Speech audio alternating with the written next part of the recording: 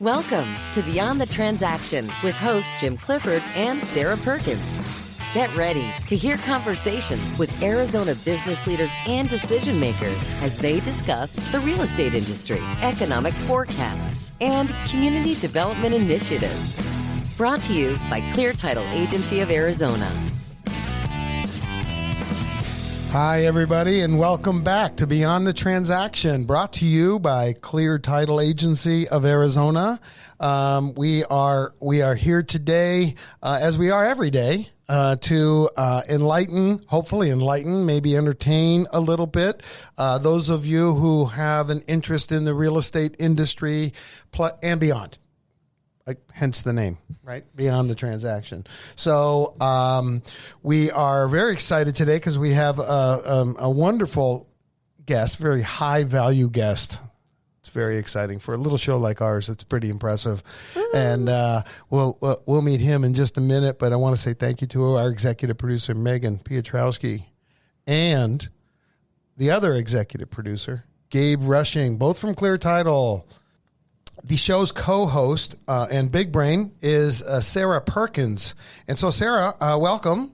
Thanks, Jim. I'm glad to be together with you again. I'm very excited. I am too. And I'm going to hand it off to you so you can introduce our guest. Awesome. Well, we are here today with one of my favorite people, and we get together and basically geek out on the numbers once a month. And, it's really fun to just sit and talk. And that is Jim Daniel, and he is the president of R.L. Brown.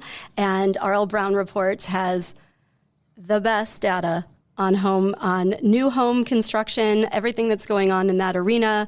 And I just learned about his background with the Diamondbacks, which I was unaware of. But, I think it's really fun. I'm really excited that you're here, especially right now, because we've got so much chaos in the real estate market, and new homes is really emerged as part of that chaos, particularly in August. Yeah, welcome to the party. Right on. Well, thank you so much, Sarah and Jim. I appreciate the invite and happy to sit down and discuss all this good stuff. The good stuff.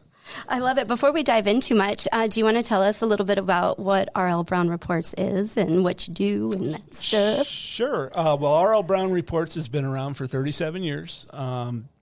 We specialize in the new home construction. We report just about every facet of the new home industry, new home closings, land transactions, building permits, and future development. We cover Maricopa, Pinal, and Pima counties. So I am looking at data daily, going through data daily, and for all three counties. So I feel like I'm pretty up to speed with what's happening in the valley. I would think so. I have a question. Go ahead. I've wondered, who is R.L. Brown?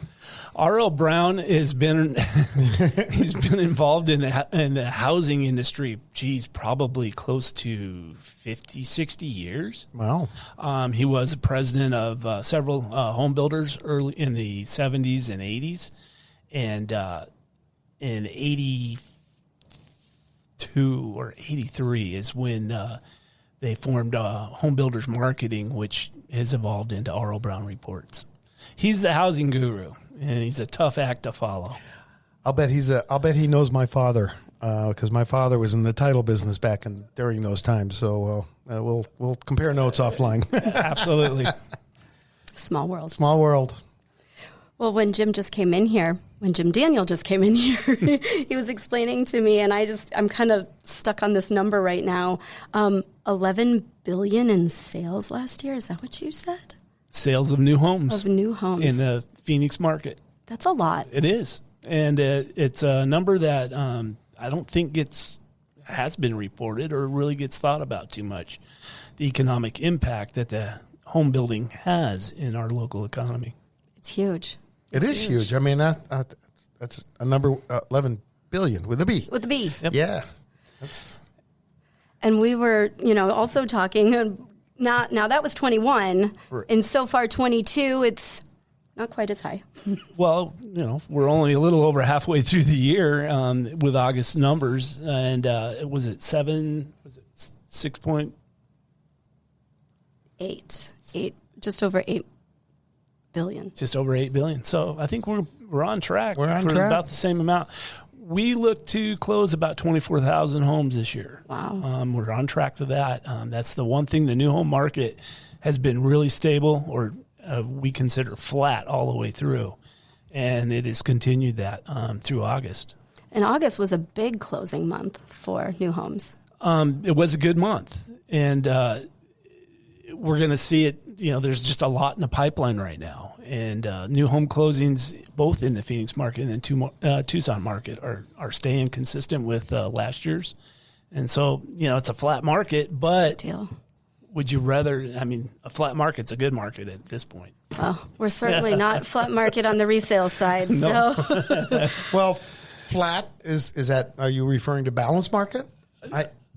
Well, I think we're getting toward, obviously Balancing out. the resale market is balanced out. Sure. The new home market still has some challenges. There's still some supply chains that need to be ironed out. And, until a new home builder can guarantee a move-in date to a potential buyer. Biggest hurdle, I imagine? Yeah, it's a huge hurdle. and it's not been really consistent even still. I mean, I know we were just talking about because 20% of all the closings last month of all the home sales were new homes, which is much larger than normal. I think it was 06 was the last time we had, that large of a proportion that were new homes. But a 45% decrease in resales will help that. Yeah, but there's, yep. And By last month, you mean August 2022. yes. Right. We want to put that in there for the Martians when they come and discover us. And Appreciate the clarification there. But yeah, and then I know I've been asked, and I'm turning and asking you is what would be the biggest reason why we would see such an increase in closings? Is it simply finishing product, or products is getting finished? You've got some builders, some of the major bigger builders that have transitioned to the line building where they're taking a spec inventory is different today than it was back in the day when a builder went to a bank, took out a loan to build a couple specs. So what we're seeing now is builders pulling, 25, 30 permits at once, building out these homes. And as these homes come towards completion, then offering them up to their potential buyers. so later in the build cycle? So a buyer will actually walk into the sales center and they'll take them out and say, here's what's available, pick a home. Wow. And it's smart. It helped production, helped construction. It helped in it. Now the builders know exactly what they have into that house. So there was some positives, but now we're starting to see some inventory creep up. And I think I wrote it down. I think we have about 1,600 specs on that were reported last month. Were completed? That are available in the Phoenix market. Wow. So the spec inventory is creeping up, and that could be a factor of things are coming online. They're getting completed, and they're being offered at that point. so the number of specs includes, in the example you used, 25 to 30 permits they'd pull, and those are essentially 25 to 30 specs, right? Until they're sold. Then Correct. it comes off Until they're sold, right. Are they listing these in the MLS? I don't know. I think I know Tucson. They're starting to list some of them in the Tucson MLS, and I don't know that answer.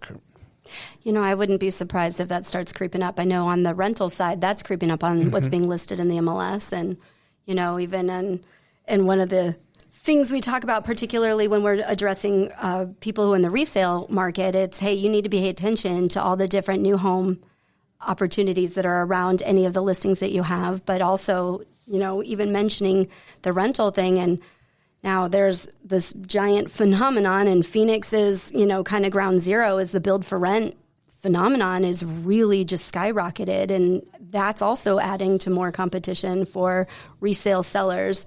I mean, what are you seeing on the build to rent side? Build to rent is something that caught our attention about 5 years ago, and we didn't know what to do with it at first. I came to the conclusion that it's just a multifamily project, but it's different. It's detached single family. And so I made a decision in 2019 to go ahead and start tracking these individual projects. The issue is they're very hard to track. There's no trigger out there. You can track it at land when they buy the land by looking at who the buyer is. You can track it at a plat. When it goes to plat, it's platting as an apartment complex, so it's just a single big lot. Or you can track it at permit. When I see a permit pulled for it, and I go back and look and say, well, this isn't a new for sale home. And we're really conscious about keeping that data out of our new home data. It's real, and you could inflate your permit numbers really quickly by including that data into your permit information. So, and how many communities are you tracking? I mean, I know this number is not small. It's 195 right now. Wow. And it is everywhere. And if you you just described is a lot of manual putting your eyes on it and determining based on certain logical conclusions. True, and being familiar with the data. Sure. Whether it be the closing data. Well, obviously, closing data would see it. When they typically will lease these projects out to a certain percentage and then sell that project. Right. And we've got home builder. There's home builder involvement in several of these with Christopher Todd and Taylor Morrison, and then BB Living and Toll Brothers. And then you have some builders that have spun off projects. Bella Flora's got projects, and Family Development's got projects, and Homes by Town actually has a project or two. I've seen a couple of those. Is build to rent. So build to rent is going to be around. Keystone Homes is another one. They're going to be around, and it's just going to be interesting to watch how it all combines. Isn't it? Just so big. Just the bigness of it is really what is so surprising. Because, I mean, how many units we're talking about? Right now, I think, and roughly, it's going to be about 28,000 units that are on the books at one, either proposed, under construction, or recently completed. So some of them may never get built, but it's a lot of units. And I heard that there was something like across the country 400,000 apartment units that are currently under construction, which is the most since 1972. Well, I believe that. That's a few. Hasn't there been recent a downturn on rents? Is that a concern? Rental rates are going down. Mm-hmm. Well, I think it's a positive thing. Well, but if I owned a complex, it would be a concern. Right. True. I think it's part of the balancing of aspects of the market. Yeah, absolutely. Mm-hmm. And I think we're going to continue to see some balance. Builders are going to need to become, more aware of their price points, and and we've seen the price increases for new homes and the models and the product has moderated or is stayed relatively flat. We haven't seen much in the way of decreases in the model pricing. I've heard more it comes out of the credits or concessions. They're offering incentives. Because I know that there was a quote that I read somewhere that said something like, in the August closings, up to 20% of, builders were offering up incentives up to 20% of the price, but they're leaving the price at that, level, so it still shows up as flat because we know in resale it's not. What are you seeing as, what are the builders thinking of coming? I mean, are they still buying lots of land? Land is slowed down quite a bit, and it's more of coming from a corporate directive than a local. The local guys are, we've got some pipeline. We got projects in. There's about 37,000 lots that are in the future development that I track. So what I mean by future is this is subdivisions that have platted, but they've yet to pull a permit before the development of the project. Did I hear you say that I guess the biggest proponent of pumping the brakes is the corporate Wall Street type builders that are, I think they, investor calls and stuff like that. I think that there is a, they're aware that things need to slow down a little bit. But, when you look at the nation as a whole and you're a builder, it makes sense. But, in certain areas, and we're one area that our underlying fundamentals of our economy are solid. Mm-hmm. We got good job growth. We got people still moving into the valley. So there's going to be a need to supply, to keep this supply going.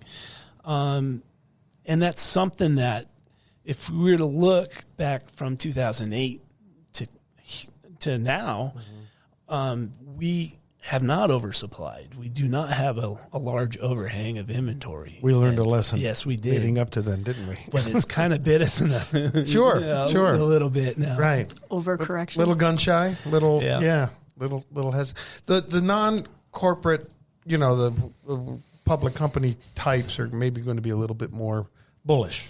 Yeah. Well, I think you're going to find people that see opportunity are going to continue. Sure. And if the right piece of land for the right price at the point, you're going to see that continue to happen too. Okay.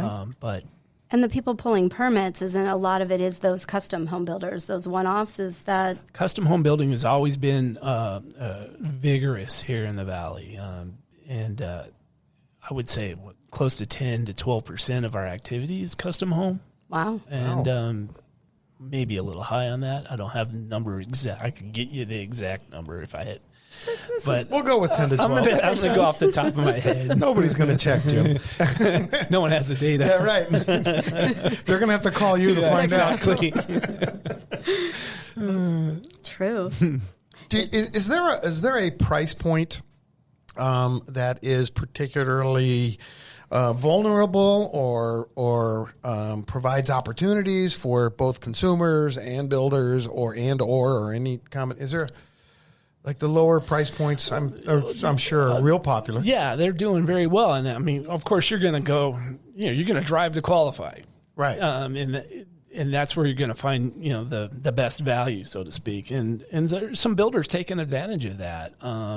There's Century Communities has done very well up in Morristown or Circle City, which, we'd never thought we'd have a production builder up there. Yeah, exactly. Where? And if you look at what's gone on in Arizona City, it's just jaw-dropping. Sure. Century Communities, again, pulled 73 permits in June or July, and that's south of Casa Grande. Wow. I think it's starting to come to fruition. When I was a kid, there was always this talk about how Phoenix and Tucson were going to become ultimately one big city. Well, and you look at what's the economic development that's happened in Pinal County and around the Casa Grande and Florence area. I mean, it's pretty serious. Sure. And these people, it's going to create the jobs, and these people need somewhere to live. Sure. And that's really what it comes down to. I know you mentioned it, but, when you have jobs in migration, it creates demand. Then, we've had, looking back at when we went through the fun things that we went through, 08, 9, 10, in most of greater Phoenix, at least, the employment was based on real estate or hospitality, and it's really very much diversified. Since then, we've had about 1 million people move to Arizona since then. And so even if we don't have another 1 million people move in the next 10 years, we'll still have a significant amount of people coming here who want to live somewhere. And there's some high-paying jobs. I think there's going to be significantly more than 1 million people that are going to move here in the next 10 years compared to the last 10 years. It's just a gut feeling shooting from the hip, but it seems logical. Well, and it's just what a breath of fresh air to read that, it's just not another call center that's being announced that's moving to the valley. I mean, instead. Or another mortgage company or another, right. And now we have, chip manufacturing and look at Facebook's project out in Mesa, the battery plants that are coming in. So it's Microsoft's buyout in Goodyear. We're turning into a legitimate sort of big city, aren't we? It really are, and it's refreshing. Well, yeah, don't let the word get out, because there was a phrase that was used a lot during the downturn is when comparing Phoenix, they said there's no there. Yeah, I mean it's there. I mean, for the longest time, I thought it was really cool that we were the cheapest big city in the country, and we're just a big city now. That's still cool. It never falls out of favor. And if you look at what's happening with our employment centers are shifting around. Mm-hmm. So now we have a chip plant planted up in North Phoenix. So those subdivisions around it are going to reap the benefit. Sure. So it's going. They already have been, haven't they? Well, the employees are in. They're training them in Taiwan right now, but they'll be back. They'll be here sooner than later. But it's going to help property values, especially now as things shift. I think we're going to see the areas where there's more jobs and people want to move into those areas are going to be shielded from some of the downturn. I think we've done a really good job in this city, in the state, really, to evolving from what you'd mentioned before, Sarah. Right? You're either a developer, a real estate agent, or you're in a resort business, Right. Or travel, sure, and so now it's we've really legitimized diverse. some. Yes, and a lot of credit's got to go to the GPAC and these other economic organizations that have brought these companies into the valley. I agree. And we've had pretty good leadership at a governmental level. Tucson is more about relationships, and Phoenix is about data and getting there's less relationship type stuff, but So big. I know it is. And I think from my unsophisticated way of looking at it, I look back. It wasn't too long ago in the Phoenix area. You've probably heard this term, Jim, the Phoenix 40. Mm-hmm. And I think there's probably something similar to that still exists in the traditional form in the Tucson area. Maybe there's a Tucson 40. Maybe it's a Tucson 80. I don't know. But there were, as business has evolved in the valley here, it's it's sort of, there's power brokers, there's no question, and there's people of influence, but it's probably less dependent on a certain number of tight-knit people, mostly men, that are making the decisions.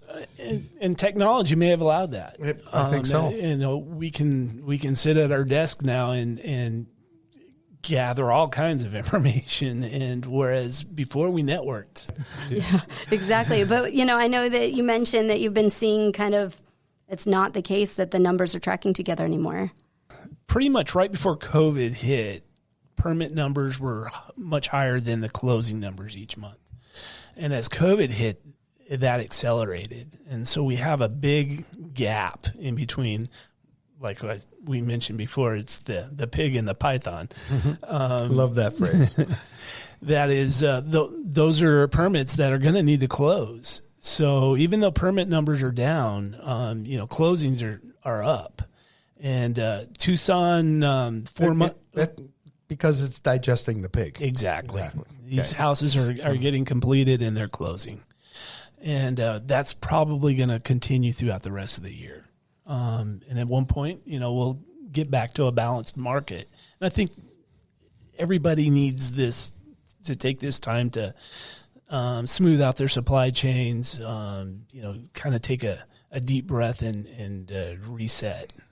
Is labor still a huge problem? Labor's an issue. And it seems like each month there's a different issue. I've heard cement was a real issue. I heard... I talked to a guy that's a superintendent for a pool company, and it's taken 16 months to build a pool now. Nice. I don't mean nice. No, it's not nice. That was a 60-day at the highest at one point, and they were having a hard time getting cement. Some of that is, the new chip plant in North Phoenix is sucking up a lot of it, but there's just a shortage. Do people ever just kind of sit on permits and not build them? They will. If the city is announced that they're going to have an increase in some of their fees, you'll see builders that'll jump ahead and permit what they think they need to. Permit liquidation. Exactly. And you'll see builders that I know that there's a couple traditional type builders that will go ahead and pull the permit just to get a jump. That gives them a 2-week, jump on the house. So do you think builders are, I know as we're kind of getting through it, but are they feeling stressed, optimistic, bit of both? I'm sure there's a lot of pressure from corporate or the public. If you're a public builder, there's pressure most definitely. But you think about how these builders came through COVID. They had to reimagine what they did. No longer could you have people come to your sales office, so we had to figure out how to open up sales offices electronically or manually.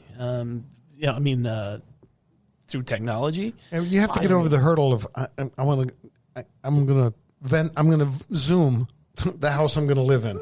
That's well, and virtual closings. I mean, that's become a reality during this time. So I give the builders so much credit for innovating on the fly and keeping things going. They had to. They absolutely did. Just even thinking of, in the before times, houses took 6 to 9 months to build, and now it's 14 months. I mean, that's a... When are the before times? Yeah, exactly. Back, you're in your better time. Prior to 2020, I suppose, is the before times. But. I remember Calkin build time back in the day, and it was about 4 months. And so it's definitely pushed. I haven't done it recently, but I know it's 4 year, somewhere in 8 months, a year. So interesting. And even thinking, with everything that's happened with the rates, and I know we don't need to dive in on, the future of mortgages, but new home builders, I've read many times, are more susceptible to rate fluctuations than even resale. And we know what has happened with resale. I think the builders have done a good job with the rate buy-downs. Absolutely. And every one of them is offering some type of a buy-down or...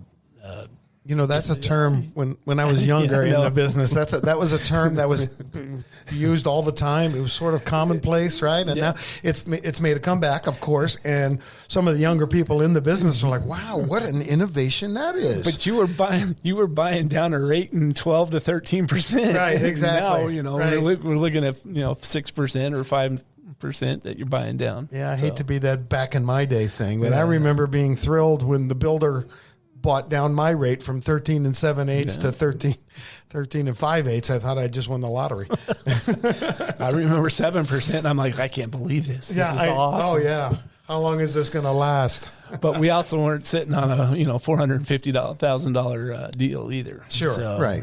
It's all relative. It is. I think it's so interesting, just even reflecting on all the, the evolution of what we've been through and all this. So I got to say, Jim, this has been really fun. Thank you. And if people want to sign up for an RL Brown account, what do they? RLBrownReports.com. And you can get information on, I know I have an account, so you can do mapping to see where the communities are and what's the future and where we're going and where the land is being purchased. Correct. I mean, we used to publish 14 different reports, and we don't publish anything today. So you subscribe to our database and... do it, people. It's worth it. This is a great thing. For residential resale people, the Cromford Report is essential. RL Brown is essential as well for the new home stuff. Sure. I mean, we used to be a feasibility study heavy company, and now we give you the technology to do your own feasibility study. So, yeah. I believe you already mentioned we're running out of time. So, Jim, it was so nice to meet you. Likewise. I'd heard about you for years. We're both, boomers. And it was great to finally meet you. Thanks very much for coming and doing this. And Sarah for making the arrangements. It was great. It was great. Right on. Thanks for having me. You bet. Well, a special thank you to Megan Piotrowski, the executive producer, and Gabe Rushing, the other executive producer. This is Beyond the Transaction by Clear Title. Thank you for joining us. Thanks again, Jim. Thank you. You've been a beautiful audience. Good night.